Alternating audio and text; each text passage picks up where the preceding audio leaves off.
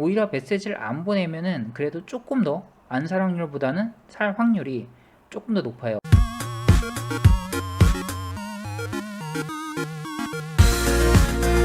또 다른 시각에서 문제를 제기할 수 있는 게, 우리가 메시지를 보내서 응답을 했다, 그거는 좋은데 만약에 우리가 메시지를 보내지 않았으면 이 사람이 안 살 사람이었을까? 라는 것도 생각해 볼 필요가 있겠죠. 예를 들어서 우리가 메시지를 안 보냈어도 어차피 살 사람인데 우리가 괜히 뭐 5달러 쿠폰을 줘가면서 메시지를 보냈더니 샀다. 어떻게 보면은 그 5달러만큼 우리는 손해를 본 걸 수도 있어요. 왜냐면 그게 아니었어도 이 사람은 살 사람이었기 때문에.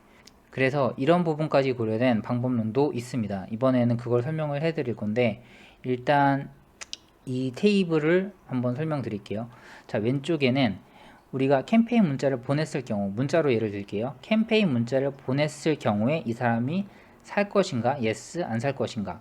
그 다음에 반대로 캠페인 문자를 안 했을 경우에 이 사람이 살 것인가, 안 살 것인가. 2x2 테이블을 만들어 가지고 총 4개의 케이스를 만들어 놨는데, 첫 번째 이제 N인 경우로 볼게요. 우리가 캠페인 문자를 보내도 안 사고 안 보내도 안 살 사람이에요. 즉 이러나 저러나 어차피 안 살 사람입니다. 러스트 커지스는 우리가 뭐 이렇게 해도 저렇게 해도 사실상 큰 의미가 없는 그런 케이스고요. 요 밑에를 보면 persuadable은 우리가 문자를 안 했을 경우에는 안 사지만 했을 경우에는 사는 사람이에요. 이런 사람들을 잡아야죠. 자, 이쪽을 보겠습니다. 우리가 문자를 해도 사고 안 해도 사는 사람, 그러니까 어차피 살 사람이란 얘기예요. 그럼 여기는 사실상 굳이 보낼 필요는 없는데 뭐 보내더라도 되게 큰일 나는 건 아니죠. 그 정도로 생각을 하면 될 것 같고, 마지막에 되게 특이한 케이스인데, 문자를 안 했으면은 샀을 텐데 우리가 문자를 했기 때문에 안 사는 경우, 슬리핑 덕이라는 굉장히 특이한 케이스도 고려를 해볼 수 있어요. 예를 들어서 뭐 이런 케이스가 있을 수 있겠죠. 어떤 인터넷 서비스의 서브스크립션을 나도 모르게 그냥 무심결에 한 달에 뭐 1달러씩 내는 그런 서비스를 가입을 해놨다고 가정을 할게요. 그래서 뭐 그냥 그런 게 있는지도 모르고 살고 있었는데, 어느 날 뭐 그쪽 고객센터한테 나한테 문자가 와서 뭐 우리 서브스크립션을 이용해 주셔서 감사하다면서 뭐 어떤 이벤트가 진행 중이니까 뭐 이걸 소개하겠다라고 하면은, 나한테 이런 서브스크립션이 있었나 하고 이걸 해지할 수도 있어요. 이런 사람들한테는 오히려 문자를 보내는 게 더 손해일 수도 있고, 뭐 또 다른 예로 민감 정보랑 관련된 부분, 예를 들어서 내가 이제 신혼집을 준비하느라고 뭐 이런저런 가전제품들 알아보고 있는데, 때마침 어느 회사에서 기가 막히게 뭐 신혼부부를 대상으로 한 이벤트라면서 문자가 딱 오면은, 뭔가 이런 느낌 들 수 있잖아요. 내가 이렇게 핸드폰을 사용하면서 발생하는 그런 쿠키들을 얘네들이 다 가져가서 나 이벤트들이 모두 감시당하나? 이런 느낌 때문에 오히려 불쾌해서, 문자가 아니었으면 그 회사 제품을 고려해 봤을 텐데 왠지 그게 기분 나빠서 안 살 수도 있어요. 일반적으로 잘 발생하지 않는 부류이긴 한데 뭐 이런 부분도 고려를 할 필요는 있다는 거죠.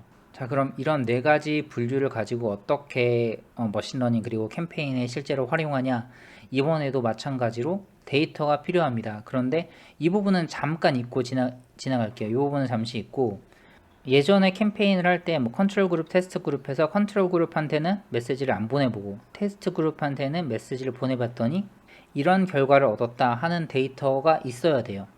여기서 리스폰스 Y는 우리 메시지에 응답을 한 경우, 우리 서비스나 아이템을 산 경우고, N은 안 산 경우. 자, 메시지를 받은 경우 테스트, 안 받은 경우가 컨트롤, 이렇게 이제 숫자가 있죠. 이 데이터를 가지고 총 4개 레이블을 만드는 거예요. 자, 어떤 식으로 만드냐면 테스트의 T랑 리스폰스의 R 해가지고 TR, 그 다음에 컨트롤 리스폰스에서 CR, 그 다음 non response의 N을 써가지고 컨트롤 non response, 테스트 non response, 뭐 테스트 혹은 treated라고도 하는데, 어쨌든 이런 식으로 4개의 레이블을 가지고 이런 타겟 컬럼, 리스폰스 컬럼을 만들면 뭐 대충 이런 그림이 나오겠죠. 이런 테이블이 나올 건데, 이걸 가지고 이제 또 머신러닝 모델에 돌리는 거예요. 예측 모델을 만드는 거죠. 그런데 이번에는 바이너리 클래시피케이션이 아닌 멀티 클래스 클래시피케이션이 되겠죠. 왜냐면 리스폰스 값의 종류가 4개가 있으니까요. 여기에서도 그냥 멀티 클래스 클래시피케이션을 지원하는 어떤 모델이든지 사용하셔도 상관없습니다. 개인적으로는 라이츠비엠을 가장 많이 사용을 하고요. 예측 모델을 만들어서 이 프레딕트 해보면 이런 식으로 결과값이 나올 거예요. 각각의 레이블에 대한 기대값이 나오고 이 전체의 합은 1이 되도록 되어 있어요. 첫 번째 유저 같은 경우는 TR, 그러니까 메시지를 보냈을 경우 응답했을 가능성이 가장 높게 나왔고, 가장 낮은 거는 메시지를 보내는데 안 살 가능성이 가장 낮게 나왔죠. 좀 바람직한 케이스. 이런 값들을 가지고 이제 업리프트 스코어라는 걸 계산을 해볼 건데, 업리프트 스코어에 대한 계산은 이래요. TR 나누기 T.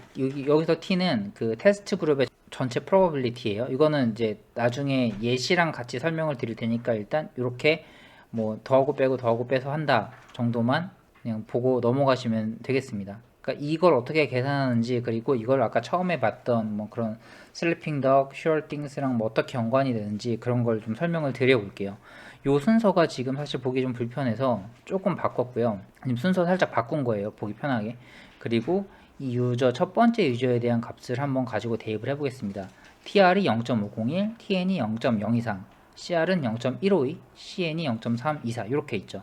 자, TR 나누기 T. T는 이 두 개 T, 그러니까 테스트 그룹 두 개의 값을 더한 거예요. 그래서 0.501 나누기 0.501 플러스 0.023 해가지고 요 값은 0.956이 나오고 얘는 0.044 이렇게 쭉 나와요. 여기 뭐 파란색이랑 초록색으로 분류를 해놓은 거는 뭐 테스트 그룹과 관련된 예측값을 파란색으로 뺐고 컨트롤 그룹 관련된 예측값을 초록색으로 분류한 건데, 사실 이거는 전혀 중요하지 않고, 어쨌든 요 수식을 기반으로 해서 계산을 해보면 얘는 1.274가 나오는데, 자, 이걸 한번 해석을 해볼게요. 이걸 왜 분모로 더하냐면 우리가 이 유저한테 할 수 있는 거는 둘 중에 하나밖에 없어요. 사실 보내거나 안 보내거나 둘 중에 하나예요. 그래서 보냈을 경우에는 어떤 상황이 벌어지는지, 안 보냈을 경우에는 어떤 상황이 벌어지는지를 이렇게 파란색 그룹이랑 초록색 그룹으로 나눠서 생각을 해보자는 거죠. 그래서 이 분모를 얘네 둘을 더해 놓은 거예요. 보냈을 경우에 응답할 확률이 95.6%고 안 할 확률이 4.4%다.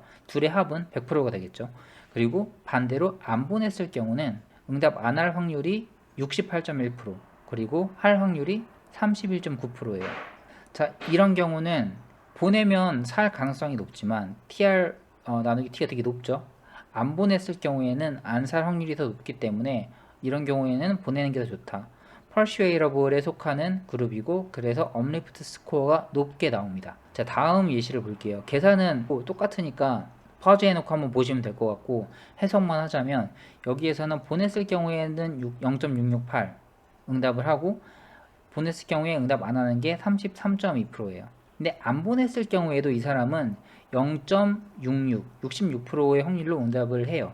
그렇기 때문에 보내나 안 보내나 사실상 어차피 살 가능성이 높다는 거죠. 그래서 이번에는 업리프트 스코어가 0.016으로 별로 높지 않게 나왔어요. 얘네는 슈얼팅스에 속하겠죠. 다음 고객은 보냈을 경우에 안 사요. 0.717, 72%의 확률로 안 사고, 메시지를 안 보내도 안 사요. 어차피 안 사는 사람입니다. 러스트 커지즈예요. 얘도 마찬가지로 이 업리프트 스코어가 0에 가깝게 나왔어요. 0.066.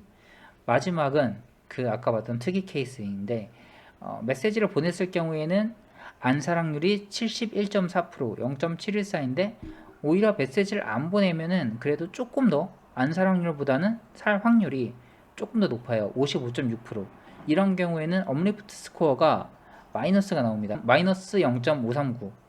이제 슬핑 덕에 해당하는 케이스겠죠. 우리가 아까 그 게인 앤 리프트 차트 같은 경우는 바이너리 클래시피케이션에 대한 프로버빌리티 하나를 가지고 계산을 했는데, 이렇게 멀티 클래시피케이션의 결과를 가지고 업리프트 스코어를 계산을 하면 좀 더 다양한 케이스를 고려한 예측이 가능해지는 거죠. 여기에서 디테일하게 설명을 하지 않을 건데, 이런 각각 유저들에 대한 업리프트 스코어를 계산을 해서 차트를 만드는 게 이제 큐니커브라고 만들 수가 있어요. 그래서 이것도 아까 봤던 게인 앤 리프트 차트랑 굉장히 흡사합니다. 우리가 상위 10%한테 보냈을 때, 뭐 20%까지 보냈을 때, 50%까지 보냈을 때, 다 보냈을 때에 대한 값이에요. 랜덤은 모델이 없었을 경우, 그럼 뭐 10%한테 보냈으면 10%만큼 응답을 하고 이렇게 쭉 고르게 올라가겠죠.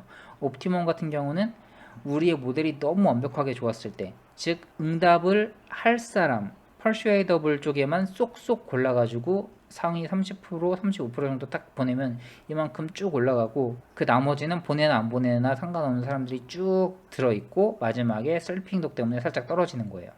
자, 그다음에 실제 모델은 이렇게 옵티멈까지는 좀 안 되고 그래도 랜덤보다는 좀 더 나은 한 요 정도의 모델이 그려지더라 하는 걸 만들 수 있는 거죠. 그래서 여기서도 뭐 40%에서 끊어서 보내든지 50%에서 끊어서 보내든지, 그거는 이제 실무자들이 협의해서 보내면 되는 부분이고, 이 큐니커브는 우리의 모델이 없는 랜덤인 상황에 비해서 얼마나 더 나은 퍼포먼스를 보여주는가, 이런 것들을 평가할 수 있는 그런 지표로 활용하시면 됩니다.